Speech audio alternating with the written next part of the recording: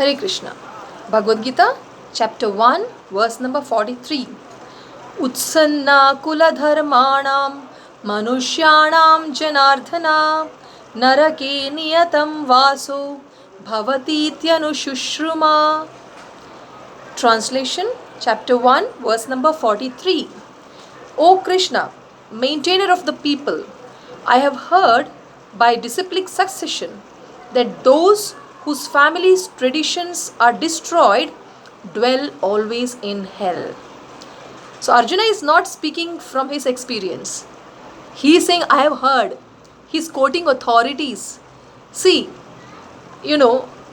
whatever we are following to go back home, back to Godhead, that should be done according to what we have learned from a bona fide leader or a guru.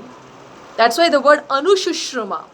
I have learnt it in disciplic succession from my guru. Like that, Anushruma means I have heard by disciplic succession, means from my guru.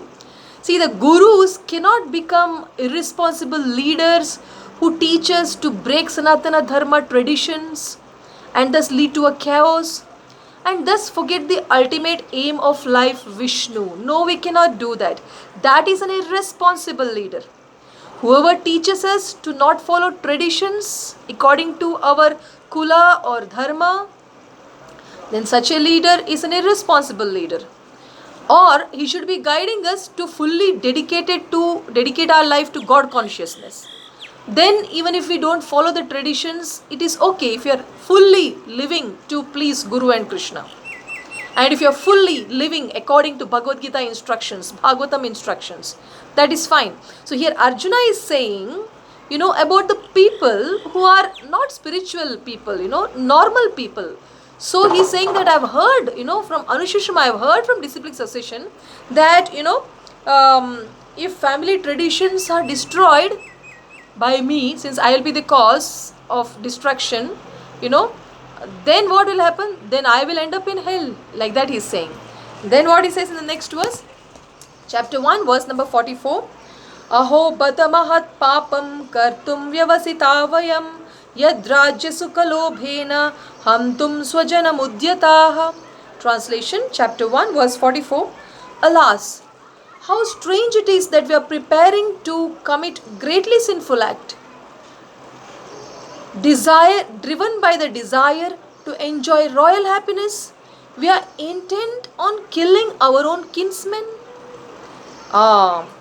So here he is telling us that we are very greedy for yadrajya sukalobhena. Rajya sukha means with the desire, with the greed to enjoy the kingdom, we are intent on killing our own kinsmen. We don't care whether they are father, brother, son, because he saw his, his brothers of Dhritarashtra or cousins or whatever as his own fathers, and his uncles like Shalya, Shakuni. He saw, even though on the other party, Shakuni, he's saying is his own uncle. So we are intent on killing our own, elders, our own relatives. So, he's saying that it is greatly sinful. When he says greatly sinful, which word is that?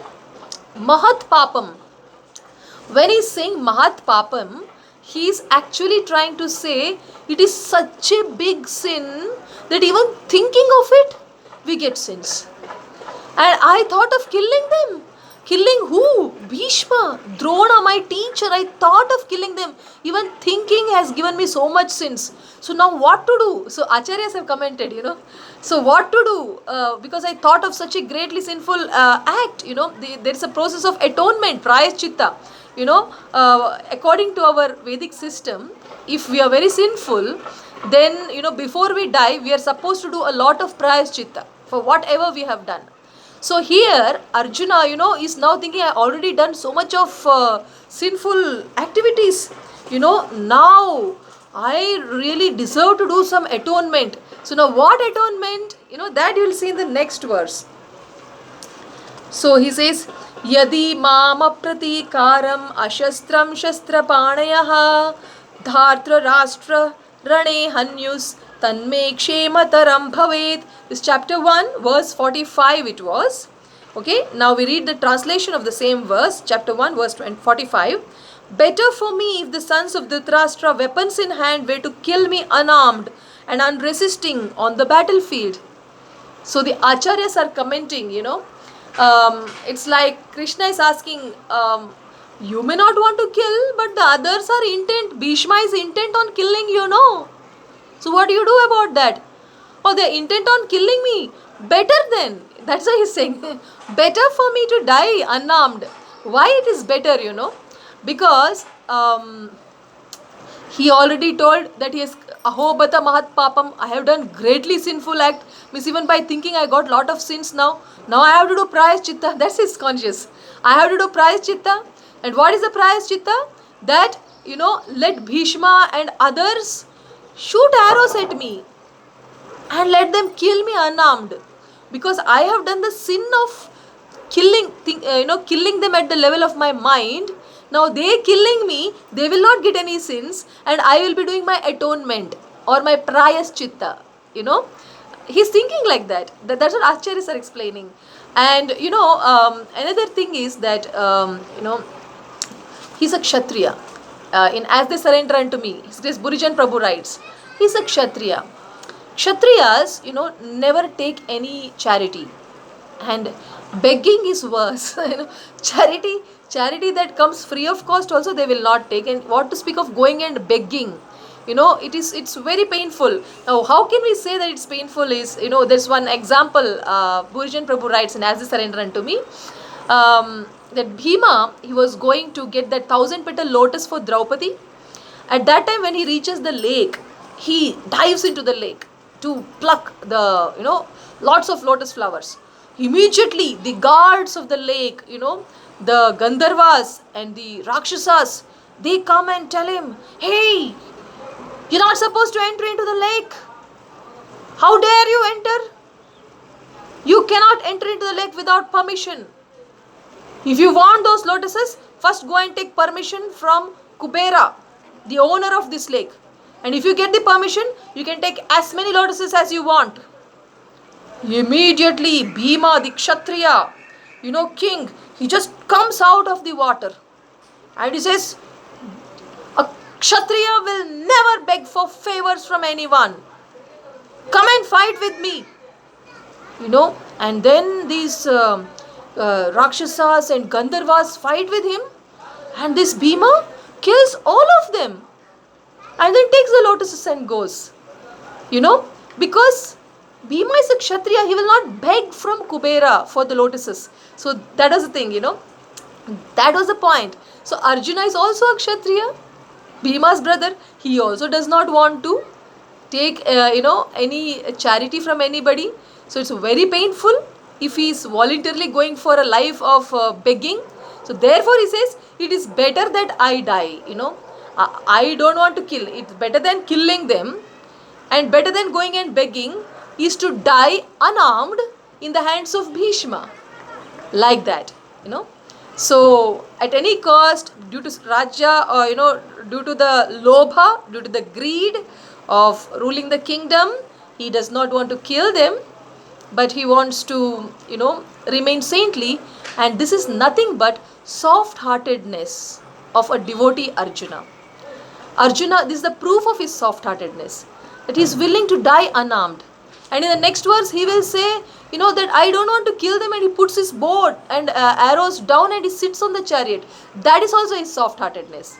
And in the beginning, he said, my limbs are quivering, my mouth is drying, my Gandiva bow is slipping. That is his compassion, his soft-heartedness. Then he said, I don't want, in exchange of 3 worlds also, I don't want, to kill them. How will I enjoy without them? Not that. I don't want any, I don't want victory, I don't want kingdom, I don't want anything. That's also his soft-heartedness.